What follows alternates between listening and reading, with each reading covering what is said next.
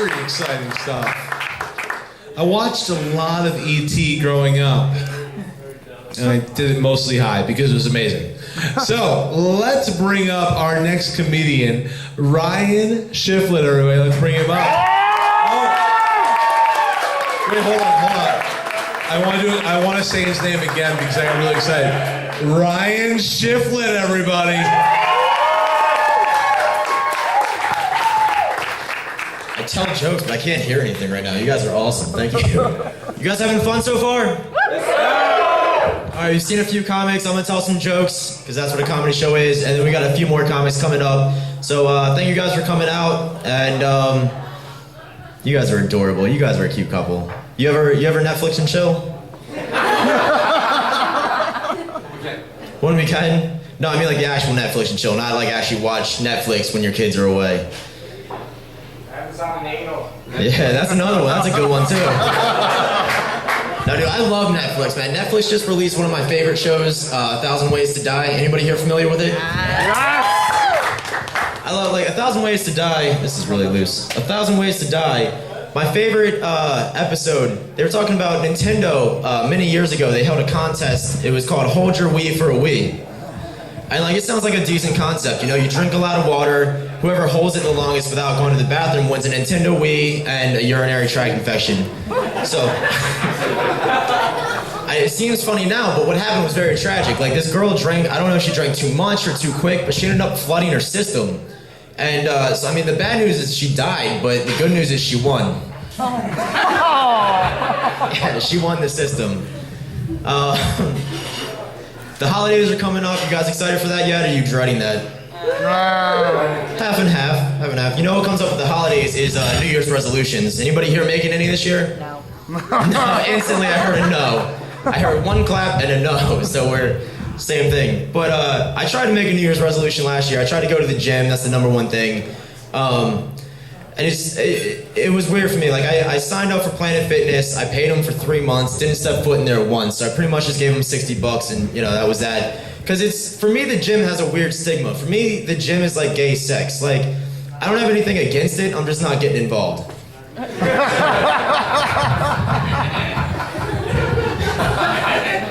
A lot of people ask, like, Ryan, what do you do when you're not telling jokes? And usually it's like sleeping or eating, you know, normal stuff. But like, I'm a professional juggler, which is a pretty sweet profession when it comes to tax write-offs, because you can write off whatever you want when you're a professional juggler. Like, last year I wrote off dildos, chainsaws, and midget rentals. Got away with it. Like, I'm just waiting for the day I get audited, because I know that day is coming, you know? It's like, I see you wrote off a dildo, it's like, I sure did. Like, I would say it proud, too. I sure did. It's like, well, what was that for? It was a juggling act I did. And you see the confusion kind of like go through his head, like, well, there's only one. Don't you need 3 things to juggle? It's like, yeah, but if you look further down, I also wrote off 2 knives. It's a trick I call the Lorena Bobbitt Massacre. Because that was like 30 years ago. You're booing that joke? Come on. It's all right. We've progressed as a country. I just think it's weird because, like, any other person's friends, they'll talk him up like, oh, this is my buddy, he's an attorney, or he's a dentist. For me, it's like, this is my boy, the juggler, he's crazy. I once saw him juggle a baby, a shake weight, and a heroin needle. I'm pretty sure that never happened, because number one, I don't even own a shake weight. That's number one. I don't know. It's always weird trying to talk to girls too when like they find out you're a juggler, because no one takes that shit serious. They're like, seriously, what do you do for a living? I'm a juggler. Come on, man. It's like, so I figured if I'm just gonna get laughed at, I'll make something up. I told this one girl one night I trained elephants. That was my backup. I don't know why that was my backup. And she was like, seriously, what do you do? I was like, I'm a juggler. She's like, come on. And I was like, all right, look, one of the last 2 things I told you is the truth. And this girl looked at me with the most amazed look in her face. She goes, you train elephants? Turns out Snooki's not actually a character. She's really that dumb. You guys are booing some weird stuff tonight. You're standing up for Snooki? Oh, God, I need a drink. Here's the weird thing is, I know I mentioned writing off dildos in my tax write-offs. That was a real thing I did. I did a bachelorette party one time. I got hired for that. And I was like, I'm gonna juggle dildos. So, like, that in itself lays out for like a whole bunch of jokes. But like, I went to the sex shop as a straight male asking for 3 dildos. And like, I walk in, the guy there working the counter was gay as anything, which like, I don't have a problem with, but like in this situation, it was weird because like, I walked in for 3 dildos, walked out with a boyfriend, but like, I go in and I'm like, yeah, I'm looking for 3 dildos. And I was like, do you have dildos? He goes, we have all the dildos.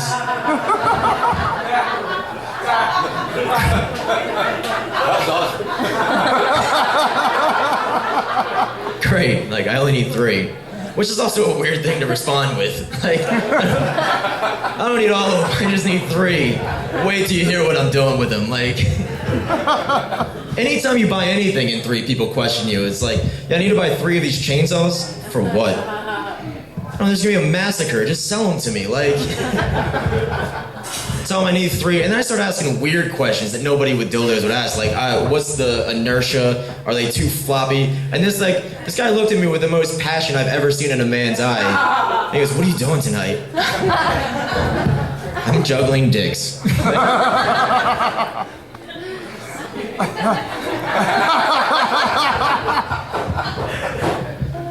And it took me a while to find a girlfriend, man. I tried everything. I tried speed dating. Speed dating's false advertisement. Like, that shit lasted for 3.5 hours. And it was like after the second chick, I just started making things up. I told this one girl I was a deaf Amish guy with a best-selling novel titled Corn on the Cobbler.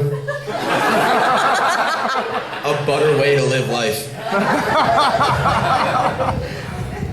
I told the next girl that my name was John Jacob and I didn't know how to spell my last name, but I'm pretty sure there's a song about me. If only I could hear it.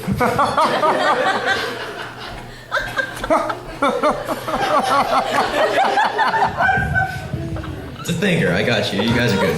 I like you guys. I tried online dating too. A lot of people have talked about online dating up here. Everybody's mentioned Tinder. What they don't mention is there are a lot of weird online dating sites. I found mulletspassion.com is a real site. Oh, I knew you looked familiar. This guy. And it's weird because I don't know if that's for people with mullets or people who have like a mullet fetish. Like I never signed up, so I never figured it out. There's also womenbehindbars.com, and like, who are we kidding? Isn't that the same fucking site? Just save the time and money and merge. My favorite online dating site, hands down, has to be blackpeoplemeet.com. Has to be. I'm not allowed on there. But like, it's my favorite because they're proud. There are some proud people on that website. It's how black people meet. That's their slogan. Like, what did you guys do before the internet? How did you not meet? Like, if we were on an episode of Family Feud and like we surveyed 100 people, there's only one answer on the board. For the steal, show me a place where black people meet, and they all huddle together, and then they come back and they go, knife fight. For the steal, show me knife fight. And I'm sorry, guys, the answer we're looking for is Kim Kardashian's mouth. Oh.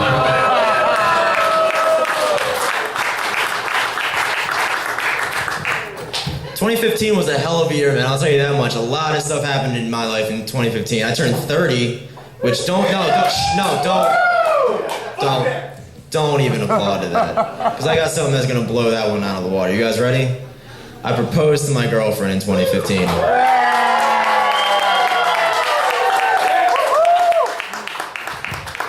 She said no.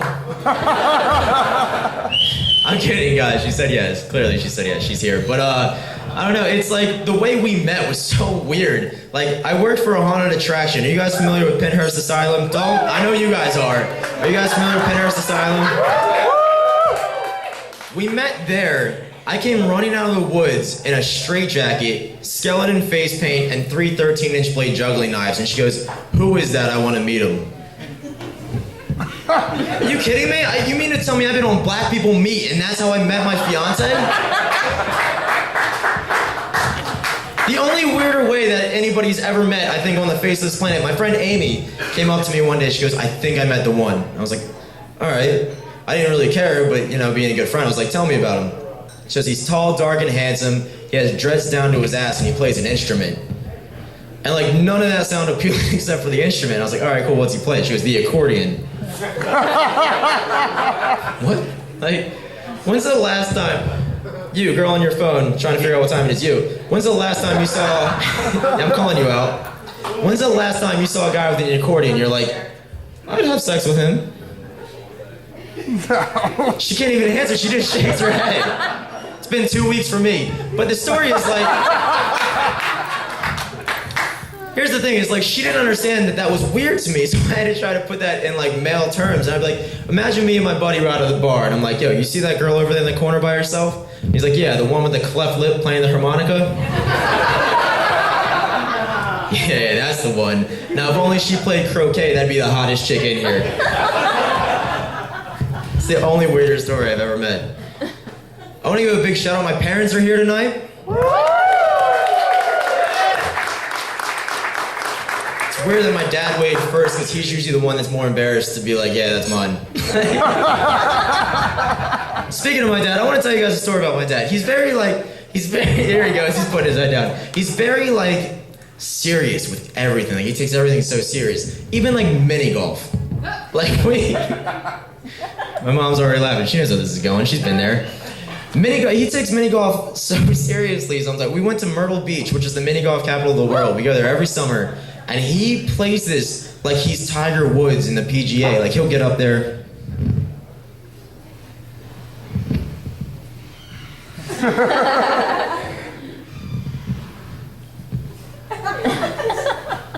It's like, will you just hit the damn ball? Like, there's an army of 3-year-olds behind us and Peter Pan's flying a kite. No one's taking this serious.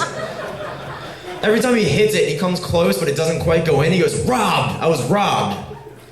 Really? That's what you were robbed of? Like, your ball looks like a clown nose and there's rubber on your putter. Can we move along? Like, your dignity is the only thing you're robbed of right now.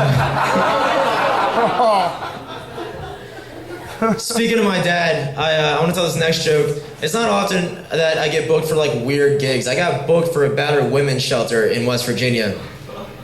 He doesn't beat women, he's from West Virginia.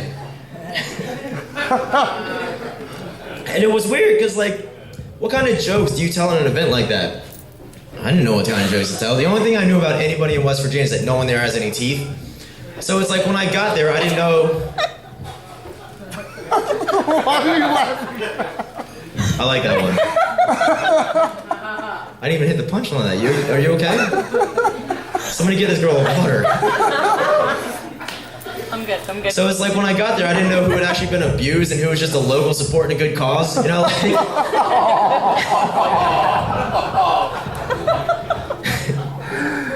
I don't know, man. I didn't know what kind of jokes to tell. They go, ladies and gentlemen, Ryan Shiflet, and I come out like I do. And ladies and gentlemen, does anyone here even know what a gentleman is? Oh. I know, I could have done better. And the whole set, from that moment on, the whole set was just awkward. It was like the only way it could have been worse is if like Chris Brown was my DJ and he played Beat It by Michael Jackson when I came out.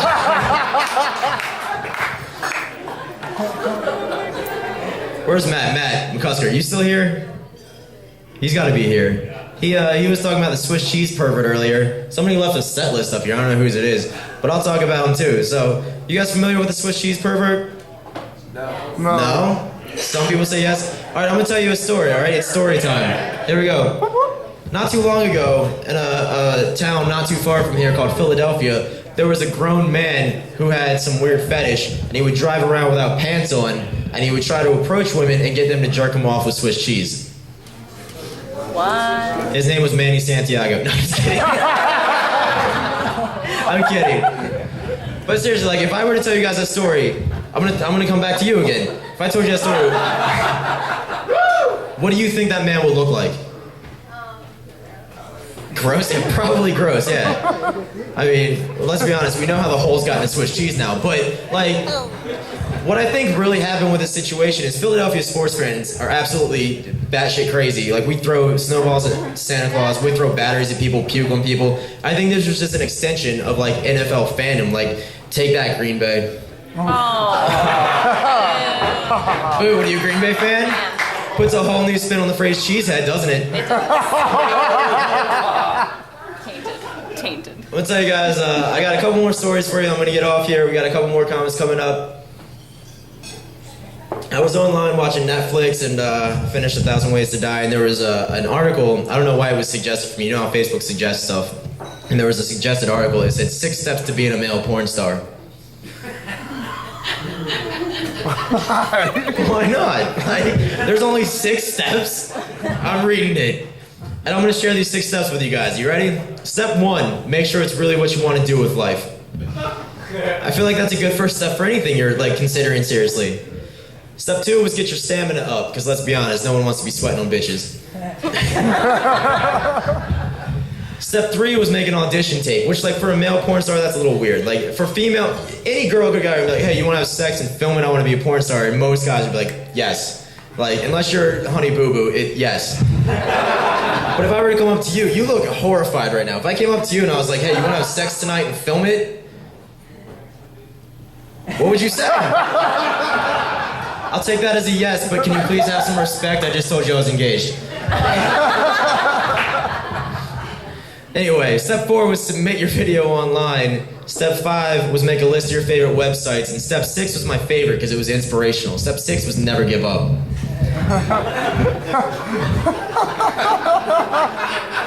That's when I call it bullshit. Because you mean to tell me somebody who's contemplating being a male porn star in 6 steps hasn't given up on everything else in life?